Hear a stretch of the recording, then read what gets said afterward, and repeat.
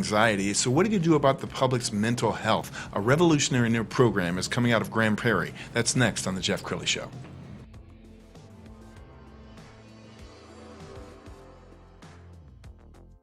Predicting that the worst is yet to come, which is unfortunate, said one person here.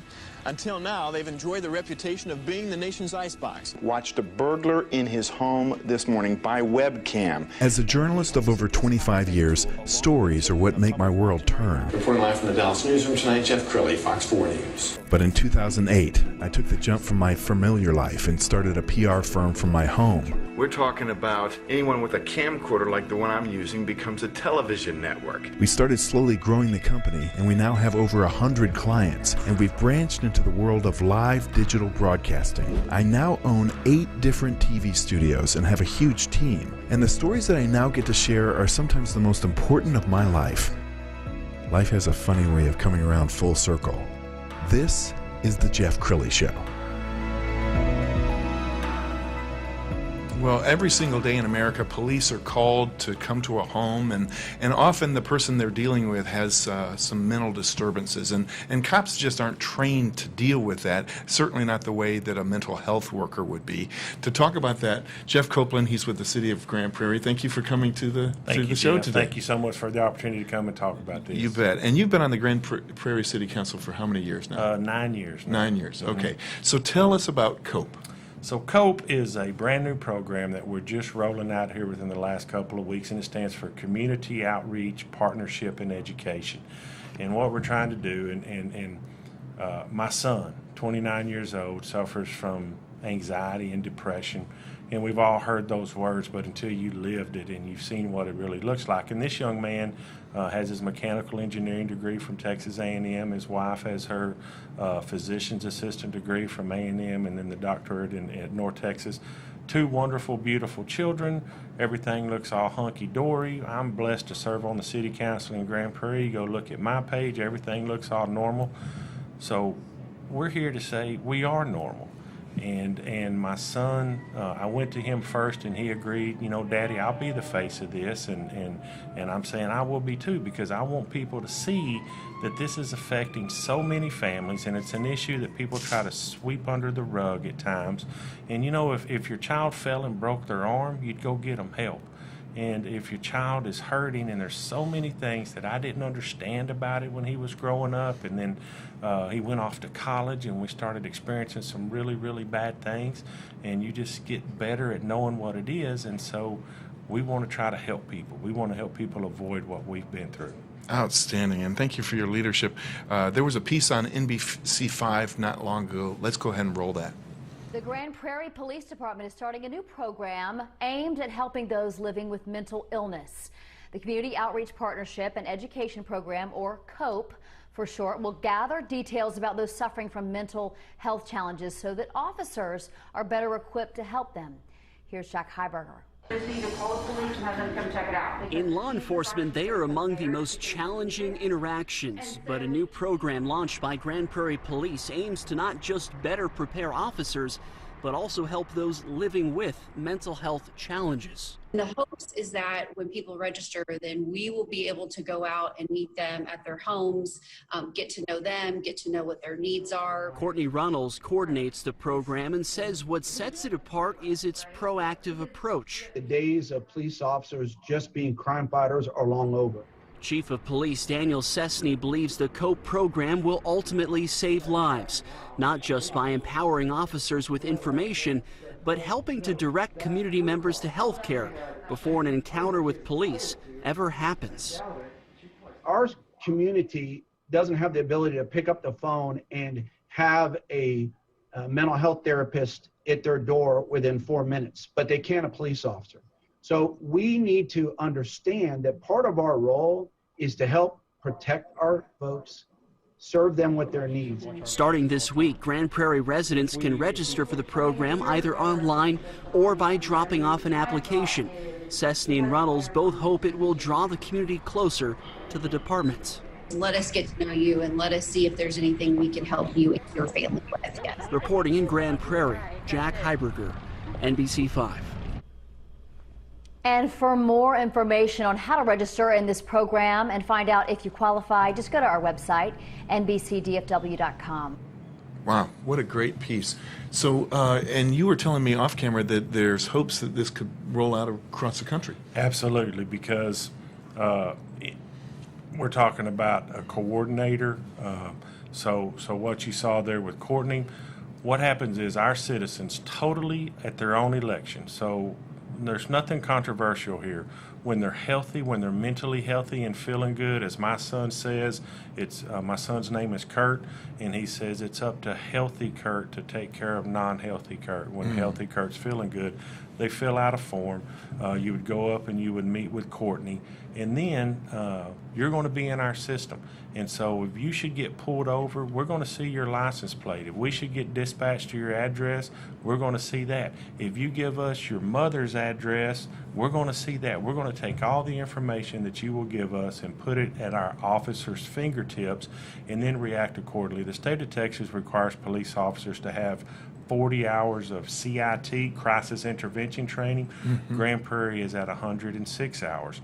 And so my son, COVID kind of slowed this down a little bit, but my son is meeting with every patrol group before they go out on the road, meeting with all of our officers going through our academy, putting the face on. You know, we all have an idea of what mental health looks like, but not when you meet this kid. I mean, he's a great pianist, a great guitarist, life of the party, a great dancer, and you would be shocked to know that it scares him to answer a text.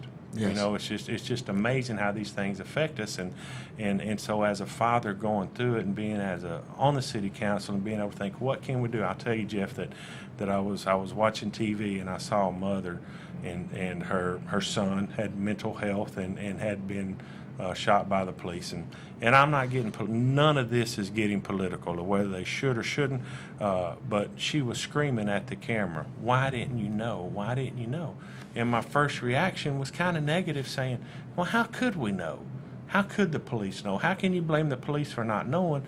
And then God really laid it on my heart to start challenging that and saying, and making it a question. How could we know? How could we find out? How could we have more information? Look at all the information that an ambulance has or a fire truck has as they're going to a call. Police calls, it's a family disturbance. We have no idea what's going on. And, you know, recently on the news there was when my son gets into a bad episode, we call it glazed over. And it's just this different look, and it's hard to penetrate, and it takes a little while. And he's my best friend, but even as his daddy, it's tough. And I saw there was a story, and the guy had like a 3-inch knife, and he was obviously mentally health. I saw the video. He was glazed over. It was obviously what was going on, and the officer was giving ground and giving ground as much as they could. And then all of a sudden, the guy just lunged at the officer with a knife. And the officer did, in my opinion, what they had to do. And they shot him and killed him. And I was sharing that story with my wife. And I said, hey, come watch this and let me know what you think. I said, was that officer justified as this guy lunges at him with a knife, even though he might have mental health issues? And my wife said, yes, absolutely, he was justified. And I said, well, what if that was Kurt? What if that was our son? And as parents, we had to say, yes, our son would have been justifiably shot. And if that doesn't make you want to go do something different, and you know, I don't know what the change. So Jeff, think about this. Think about my son being glazed over. He's had an argument with his wife. He's left the house. And he's just driving around town, and he gets somewhere, and he just pulls over on the side of the road. And maybe he's even contemplating suicide. I don't know, but he has a pistol. And a citizen sees him sitting over there and calls the police, hey, you might want to check on this deal. Police officer pulls up behind him, probably either going to approach the vehicle and see the pistol and get nervous and how those situations deteriorate, or get on a big loud cop car speaker as he pulls up behind him with the lights going on and off.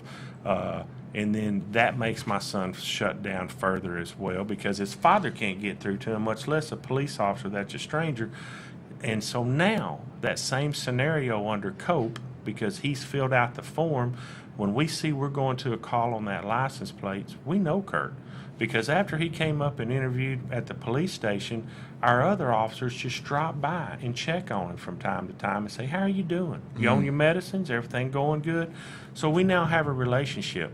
And so now the responding officer to this call, he doesn't know my son, but he puts in the license plate and he sees everything. And so now maybe, and I'm not telling you these are the tried and true procedures, but now maybe instead of that officer pulling up behind my son with the lights going and over the loudspeaker saying, sir, show me your hands, remove yourself from the vehicle, maybe that officer pulls up knowing that flashing lights are one of Kurt's triggers, and the officer gets on the speaker and says, hey, Kurt, it's me, David.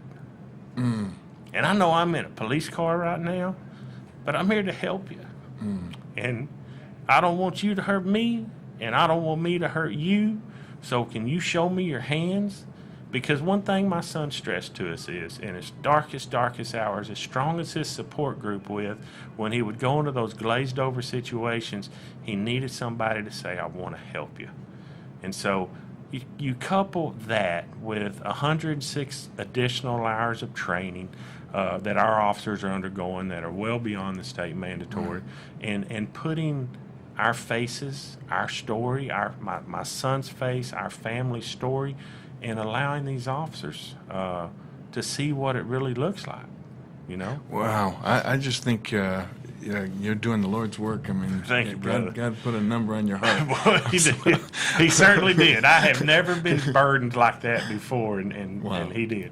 Well, you certainly didn't predict this when you ran for a city council a few years ago. I found this great video. Let's go ahead and roll that now. So Jeff, tell me what you do for a living, and how is that what you do for a living? How's that going to help you be a good leader? How's it going to help you be a good decision maker for the city? That's a great question. I am the president of a title insurance company, and so title insurance is when you're buying your house and you go to that place and you close and you sign all the documents and you don't know what all's going on. That's the title company. That's my office. But as an executive, as the president of the company, I'm more responsible for the visionary aspects of it, the long-term goals. What are we doing? And so in 2007, the real estate bubble busted, and real estate became ground zero of a global economic meltdown. And so I'm right there in the middle of it with my company, and I'm having to lead my company through that, and we had to go through some significant layoffs, and we went through several years of really hard times. Myself and every real estate agent and if you had anything to do with real estate, times were hard for 4 or 5 years, and it's not like they're all well and good now, but it's certainly better. But those lessons that I learned of how to manage your money, how to take what you have and stretch it out as long as you can. Let me tell you something, Jason. I have done so much with so little for so long that I can do dang near anything with nothing, all right? I'll tell you what my business has taught me is to seek the advice of people that are smarter than me, to listen to the hearts of the people that are passionate about the situation, and to seek God in prayer. But I take pride in having the strength and courage to make those tough decisions when I need to. And I'll do that for our city as well. Wow, that is very cool. That's really one of the nicest videos I've seen, because I really felt like I got to know you. Thank you very much. Yeah. I appreciate it. Tell us, we talked about Cope. Any other highlights that you want to discuss from your career with the city council so far? Well, I tell you, it is so much fun to serve in your hometown. You know, to grow up there, and we've got some. We have the Verizon Theater out there, which is a great place to see show, and we have Lone Star Park out there, and it's really nice that the city, as the owners of those facilities, we have a suite, and we get to take our citizens out there a lot. And one of my roommates from college, who's a lifelong best friend, is my roommate in college, he serves on the city council with me, and so we will sometimes share a suite together. And it's amazing how we're always looking over our shoulder thinking we're a couple of little kids about to get kicked out of there, you know, because you grow up sneaking around and then all of a sudden you're in your hometown. But it is so much fun to serve. And our city manager, a gentleman by the name of Tom Hart, every time you get reelected, And I noticed my sticker on my truck said 2014. That's when I was elected the first time, and I just got reelected. The reason I couldn't put the 9 years. But Tom Hart will always say, what do you want to get done? You know, and that's kind of a tough question, that first term, because you're trying to just get your feet underneath you. But all of those questions for all of those years led us up to this COPE program. Having no idea what you might be about to get into, but we're already getting contacted by police forces across the nation right now because this is a program that doesn't require just a ton of money to do. Yes. You know? Well, I love it that you wear your heart on your sleeve. In fact, when you were getting sworn in a few years ago, you got emotional. Let's go ahead and roll that clip. And will to the best of my ability. And will to the best of my ability. There's a new face on the Grand Prairie City Council. Jeff Copeland took the oath of office Tuesday to represent District 7 at large. Copeland defeated 3 other candidates during a special election on November 5th. So help me God. So help me God. Congratulations. It is an honor to be it's an honor to be on this city council, but to follow in Ruthie's footsteps, and I apologize for being emotional, but we loved her so much. And my commitment is, if I can do half as much as Ruthie did in twice the amount of time, then I'll be successful. We're almost out of time. So final thoughts on COPE and how can people support you? If you're watching this show and anything that I've told you about COPE sounds appealing, then reach out, call your show, give them my number, contact your local police department, have them contact the Grand Prairie Police Department. This is not something we're wanting to sit on.